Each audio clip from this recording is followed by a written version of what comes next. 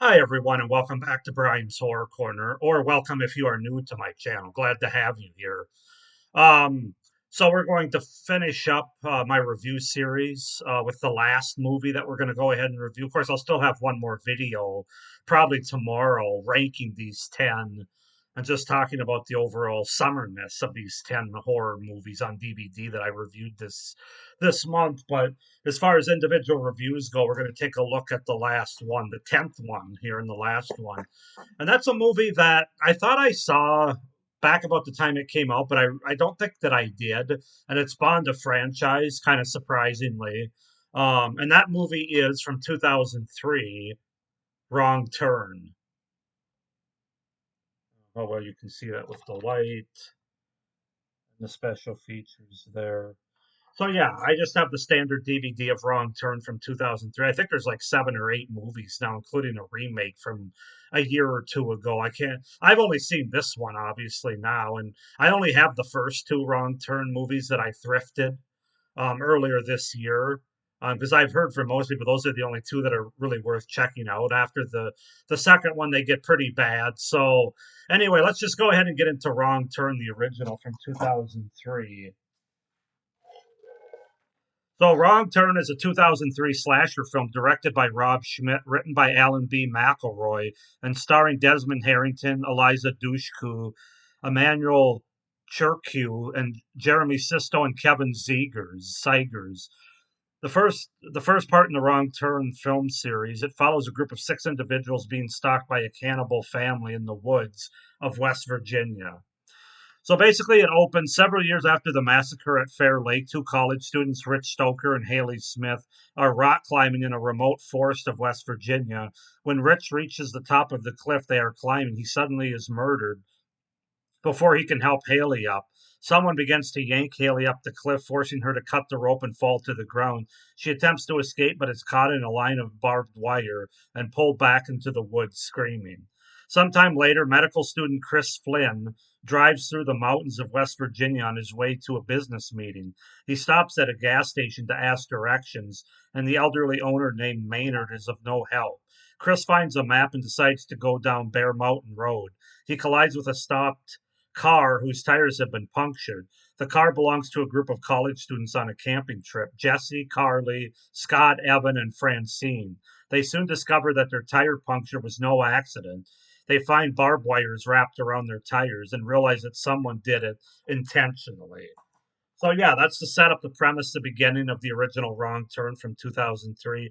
As far as the cast goes, we have Desmond Harrington as Chris Flynn, Eliza Dushku as Jesse Burlingame, Emmanuel Chakir as Carly Newman, Jeremy Sisto as Scott Corby, Kevin Zygers as Evan Ross, Lindy Booth as Francine Childis, and Julian Richens as Andre or Three Finger Audits. So that's to set up the premise and the cast for Wrong Turn from 2003. This movie's fine. It's fine for the early 2000s as far as a slasher movie. It's fine. It doesn't really do anything great. It doesn't reinvent the wheel. It's pretty standard, but let's just go ahead and get into it, starting with the things that I liked about the movie. And I will say this isn't. It's not like a. It's not like a direct summer horror movie, but it's kind of a. I classify it as a summer horror movie because first of all, the characters are dressed in short sleeves and even shorts, so it's got to be warm. Second of all, it's all outdoors. You got an outdoor woods around a mountainous range, so it gives me summer vibes for sure. So I just wanted to mention that. But as far as the pros go, it's the setting, like I was just talking about. I really like the setting. It's great for horror. It's great in general with both the outdoor woodsy setting, as well as the isolating West Virginia mountain setting.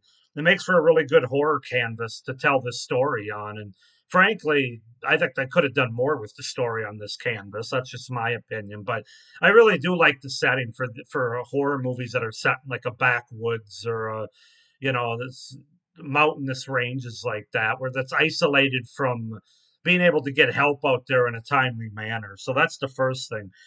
I think the characters are actually pretty decent here. I Most of them anyway are actually pretty interesting and most of all likable. especially our two leads, Chris and Jesse, played by Desmond Harrington and Eliza Dushku.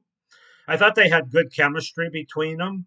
I thought all like there's six characters and two of them stay back and four of them go on. I thought the four that go on, I thought they were all really good and had good chemistry. The two that stay back were fine too, but without giving too much away, they're not in the movie quite as much. So um, but yeah, I thought the performances for a slasher movie were fine.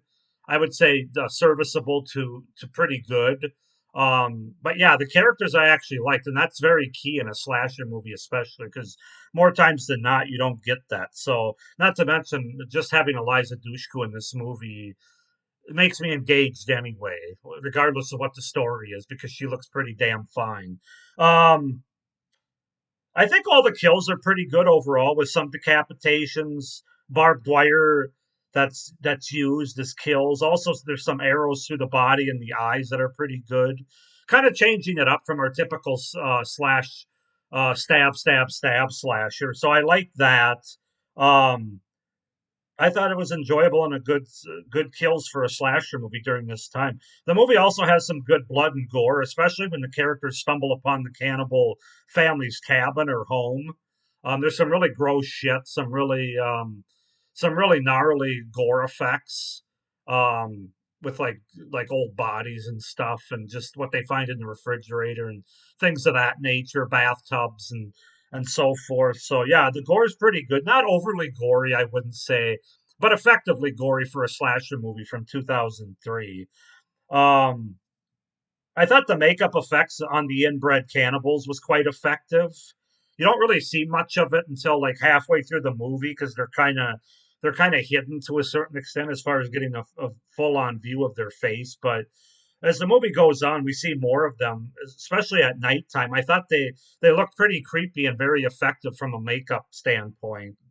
Um, there was a few pretty good tension filled scenes, like where a couple of the characters are hiding under the bed, staying out of sight when the cannibals return to their home and they're caught there.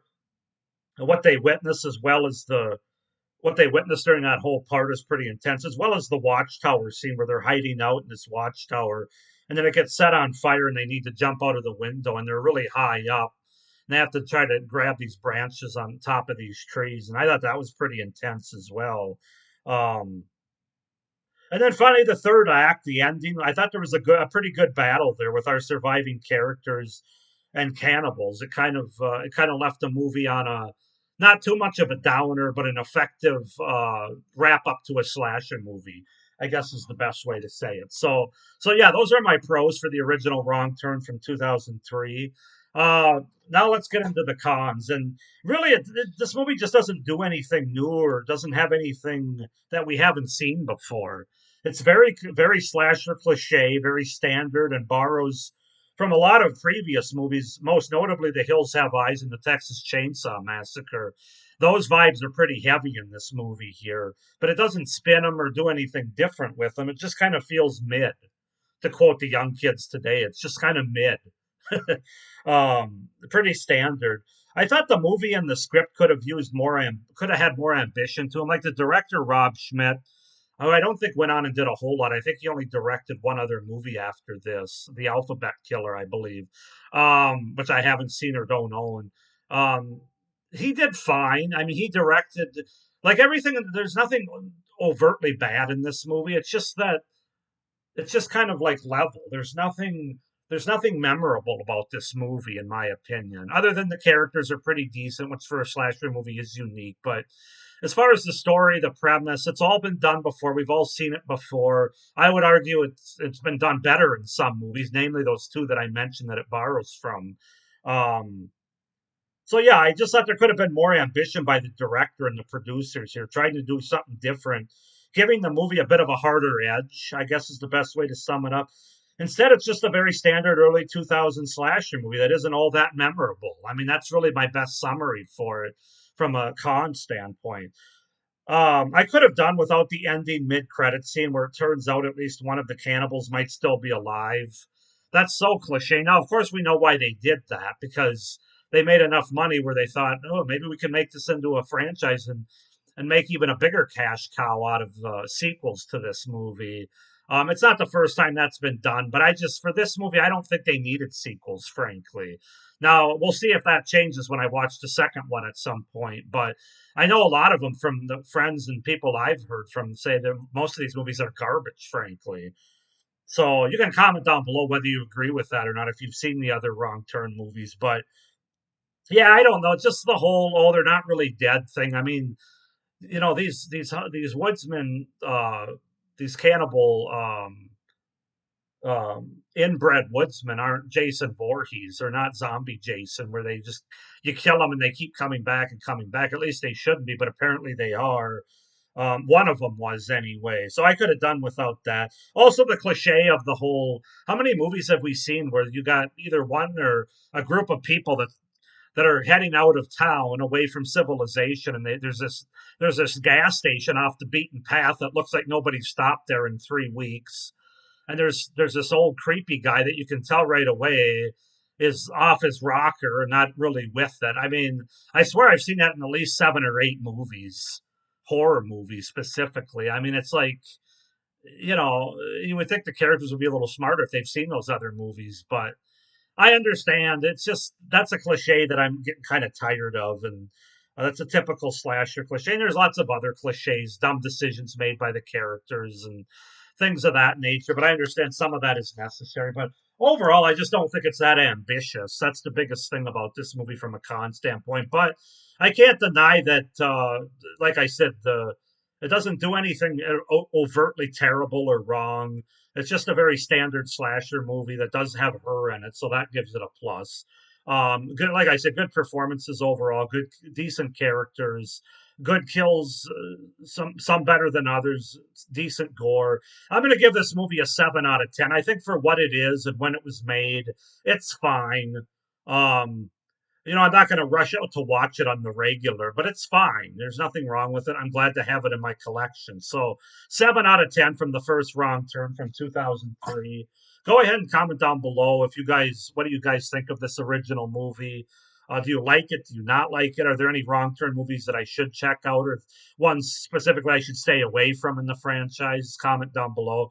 Please like this video, hit the little notification bell, and subscribe to my channel so you don't miss any of my upcoming, well, just my upcoming wrap up video and ranking of these 10 movies for this series that'll probably come out tomorrow. But you also don't want to miss any of my other great horror content, starting with the next series in September here and really throughout the rest of the year. So, with that being said, I hope everybody's doing well. Happy Labor Day weekend to you. Thanks for watching, and as always, stay scared. Bye.